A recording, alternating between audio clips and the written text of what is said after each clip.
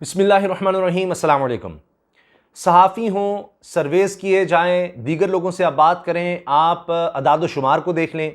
इमरान खान साहब इस वक्त ना सिर्फ ये कि पाकिस्तान में मकबूल तरीन सियासी लीडर हैं, बल्कि वो ख़ुद भी कभी इतने मकबूल नहीं थे। ये बात सब मानते हैं। अब मौजूदा हुकूमत का मसला क्या है? वो कहती है कि नहीं जनाब, हमने इमरान खान का मुकाबला करना है और कोई अपने ही तरीक़ों से करना है।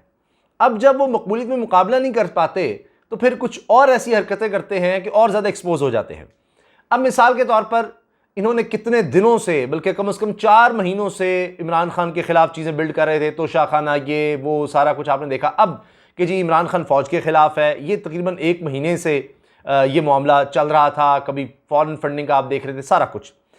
अब हुआ ये कि इमरान खान साहब की एक प्रेस कॉन्फ्रेंस ने सारा कुछ उड़ा कर रख दिया। अब उसके बाद ये करते क्या हैं? देखिए, उसका मुकाबला, इमरान खान साहब का मुकाबला करने के लिए क्या हुआ, मरियम औरंगज़ेब साहिबा को मैदान में लाया गया। उन्होंने भी प्रेस कॉन्फ्रेंस की। अब एक तो मसला ये है कि रेटिंग ही नहीं उस तरह आती, बहुत से लोग फिर कट ही नहीं करते। कुछ ज़ाहिर है मजबूरी है, हुकूमत में है, उनके लिए भी मसाइल हैं, मैनेज हो रहा है मीडिया, ऑर्डर्स भी आते हैं, उनको दिखाना भी होता है। अब अगर आप सोशल मीडिया को देख लें, वहाँ से आपको पता लग जाएगा किसको कितना देखा जा रहा था।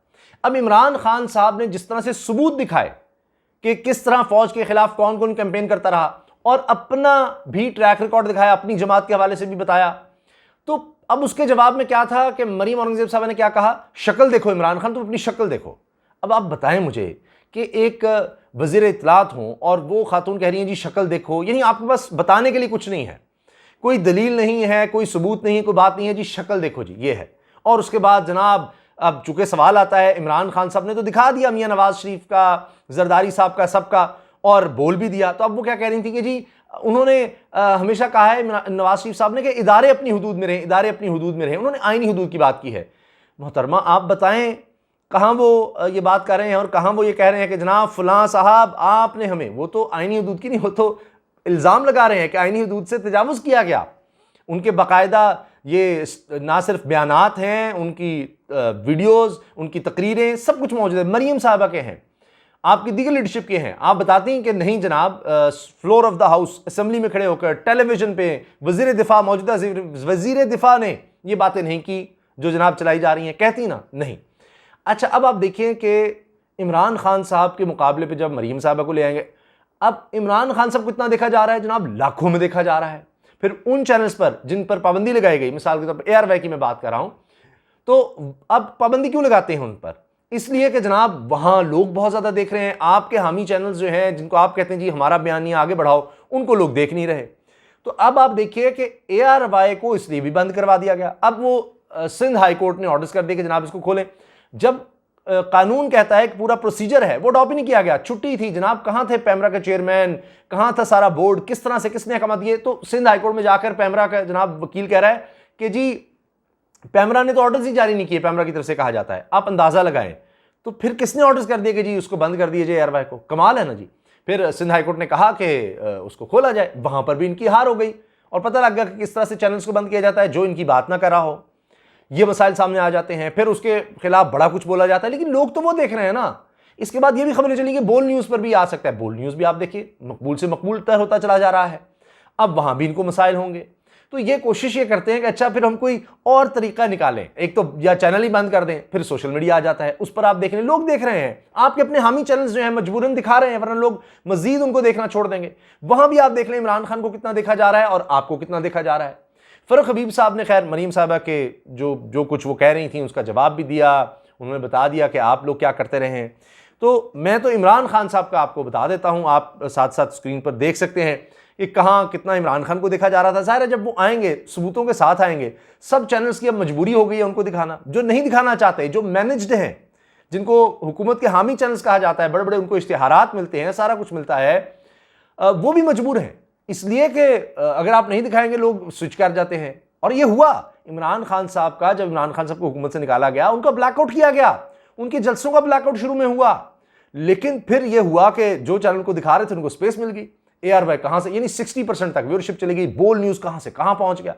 तो यह मसला हुआ अब इनको। तो फिर कहा गया जी हमारी मजबूरी है, लोग देखना चाहते, हम क्या करें। हत्ता कि मैंने ये नोट किया कि क्या किया जाता है कि इमरान खान के खिलाफ, यानी इलेक्ट्रॉनिक मीडिया, क्योंकि उसमें तो कोई पता नहीं ना, मीटर्स चंद 100 लगे होंगे जी, उससे रेटिंग आ रही है। लेकिन जो जिस तरह फेसबुक, ट्विटर, टिकटॉक, यूट्यूब, यानी जो सोशल मीडिया, इस पर तो बाकायदा एक एक, यानी इस पर आप 2 नंबर उस तरह नहीं कर सकते। इनका लॉगरिथम होता है, आर्टिफिशियल इंटेलिजेंस का इस्तेमाल होता है, यहां आसान नहीं है। तो यहां व्यूज में आप को पता लग जाता है कौन कितना देखा जा रहा है, उसकी वजह से फिर लोग इश्तिहारों पर भी सोचते हैं। तो ये सारे डायनेमिक्स है। तो जब ये होना शुरू हुआ तो इनको मसला डल गया। मैंने यहां तक नोट किया कि जब टीवी पर, यानी इलेक्ट्रॉनिक मीडिया पे जो खबर इमरान खान के खिलाफ चलाते हैं, ग्राफिक्स दीगर इमरान खान के खिलाफ और सब चीजें, यानी हेडलाइंस खिलाफ सब कुछ, लेकिन जब वही खबर सोशल मीडिया पर डालते हैं तो आप फर्क देखेंगे। कहीं इमरान खान के उसी चीज को हक में या उस तरह नहीं दिखाया गया होगा कि यहां पर चले हमें क्लिक्स मिल जाएं, यहां पर लोग देख लें। यह तो हाल हो गया। तो अब इमरान खान साहब ने जो बातें की हैं, आप उनका जवाब दलील के साथ, सबूत के साथ देते, वो आपके पास नहीं था। लोग उनको देख रहे हैं, उनको सुनना चाहते हैं, वो साबित हो जाते हैं मकबूल तरीन। फिर आप कहते नहीं बॉट्स हैं, ये हो रहा है, वो हो रहा है, और पूरा एक सेल बना दिया, इस पर पता नहीं कितने पैसे लगाए जा रहे हैं, क्या कुछ किया जा रहा है, सरकारी वसाइल, रियासती वसाइल का इस्तेमाल, फिर हुकूमत में जाहिर है कि आपके पास कंट्रोल है चैनल्स का, उन पर दबाओ, फिर सरकारी टीवी आपके पास। आपने देख लिया उसका किस तरह इस्तेमाल हुआ कि जनाब वो परवेज इलाही साहब की हलफ बर्दारी वो भी नहीं उस तरह प्रॉपर दिखा रहे। तो ये तो होता है। और यहां पर जनाब मरियम साहब अभी अगर किसी कॉर्नर मीटिंग में चले जाएं तो पीटीवी जो आपके टैक्सों से चल रहा होता है, आपके पैसों से, वो भी कवरेज कर रहा होगा। तो फिर लोग तो नहीं उस तरह से देखेंगे ना। तो अब तो यह है कि सारी हुकूमत भी बैठ जाती है तो उस तरह नहीं देखा जाता। वो इमरान खान साहब अकेले बैठ के ज्यादा देखे जा रहे होते हैं। क्या करें, क्योंकि वो लोगों में गए हैं, लोगों पर ज़ेरे ही है। आप जो मर्जी कर लें, जो मर्जी कह लें, जो बात हकीकत है वो हकीकत है। आप उनसे इख्तलाफ कर लें, आप कोई इलेक्शन कमीशन के जरिए, आप कहीं और FIA के जरिए उनकी पार्टी तहलील करने की कोशिश करें, उनको नाकाम करने की कोशिश करें, उनको गिरफ्तार करने की कोशिश करें, मगर मकबूल तो वह है। अच्छा, माजी में भी ये हो चुका है। अब वो 13 जमातें हैं जी, उन एक जमात के खिलाफ हो चुकी हैं, मगर मुकाबला नहीं कर पा रही। अच्छा, इमरान खान साहब की चंद बातें मैं आपसे अर्ज करना चाह रहा हूँ जिन्होंने इस हवाले से दी। मरीम साहब तो ज़ाहिर है कहती रही आप मुनज़्ज़म साजिश कर रहे हैं, कभी हमने मुनज़्ज़म साजिश नहीं की, मियाँ नवाज शरीफ के पास बड़े राज थे लेकिन उन्होंने नहीं खोले। मैडम वो तो इल्ज़ाम लगाते रहे हैं, कौन से उन्होंने राज नहीं खोले। ख्वाजा आसिफ साहब की सुन लेना तकरीर, आप वो चला देती हैं, आप उनकी तकरीरें चला कर उनका जवाब देती कि नहीं मतलब ये नहीं था, ये था, ऐसे नहीं था, ऐसे था। बहरहाल इमरान खान साहब ने खिताब करते हुए कहा कि जिस दिन हमारी हुकूमत गिराई गई, हमारी हुकूमत जाने से भारत और इसराइल में खुशियां मनाई गई। इनका कहना था कि इस खौफनाक साजिश में मनसूबा बना हुआ है कि मुल्क की सबसे बड़ी जमात को फौज से लड़ा दिया जाए। हमें ऐसा पेश किया जाएगा कि हम एक दूसरे के मुखालिफ हैं। यह मनसूबाबंदी से कराया जा रहा है। हमारी हुकूमत जब चल रही थी तो सबसे पहले भारत से तनकीद आती थी कि इमरान खान को पाकिस्तानी फौज लेकर आई है और यह उनका पुतला है। इमरान खान ने कहा कि मुसलसल इनको तकलीफ थी कि हुकूमत और फौज एक ही पेज पर हैं। आपको याद हो ना हो, हमारे जुनूनी नौजवानों ने यूरोपियन यूनियन की डिसइंफॉर्मेशन लैब बेनकाब की थी। इसमें तकरीबन 800 फेक साइट्स थी। ये वेबसाइट्स मुसलसल पाकिस्तान के खिलाफ प्रोपेगेंडा कर रही थी, जिसमें पाकिस्तान के कई सहाफ़ी भी शामिल थे और वो लोग भी शामिल थे जो आज अब मौजूदा हुकूमत के साथ नजर आते हैं। ये लोग मुझ पर और पाकिस्तानी फौज पर हमले करते थे। इमरान खान ने कहा कि जब मुंबई में हमले हुए थे तो आसिफ जरदारी ने बयान दिया था कि ISI के डायरेक्टर जनरल को मुंबई भेजा जाए। इसी आसिफ जरदारी ने हुसैन हक्कानी के जरिए अमरीकियों को पैगाम भेजा कि आसिफ जरदारी को पाकिस्तान की फौज से बचाएं। ये वो जो मेमो लीक था और मेमो स्कैंडल था उसका हवाला है। चेयरमैन PTI ने कहा कि दूसरी तरफ नवाज शरीफ ने मुंबई हमलों के बाद इंटरव्यू में कहा था कि वो लड़का पाकिस्तान से था जिसने हमला किया। पहले ही पाकिस्तान के खिलाफ बहुत बड़ी मुहिम चली हुई थी जिसमें ISI और पाक फौज को निशाना बनाया जा रहा था। इमरान खान साहब ने भी कहा कि डॉन लीक्स हुई थी जिसमें कहा गया है कि नवाज शरीफ और इसकी हुकूमत कहती है कि भारत के खिलाफ जो दहशतगर्दी हो रही है इसमें पाकिस्तान की ISI और पाकिस्तान की फौज मुलव्वस है। और नरेंद्र मोदी बार बार पाकिस्तान के साबिक सिपहसालार जनरल राहील शरीफ को दहशतगर्दों का सरदार कहते थे और नवाज शरीफ इसी नरेंद्र मोदी को शादी पर बुला रहा था। इमरान खान साहब ने कहा कि जी खटमंडो में कॉन्फ्रेंस में भारत की सहाफी बरखा दत्त अपनी किताब में लिखती हैं कि नवाज शरीफ छुपकर नरेंद्र मोदी से मुलाकात कर रहा था और कह रहा था कि मुझे फौज से बचाएं। ये लोग आज हमें कह रहे हैं कि हम गद्दार हैं। इन लोगों के अरबों डॉलर बाहर पड़े हैं।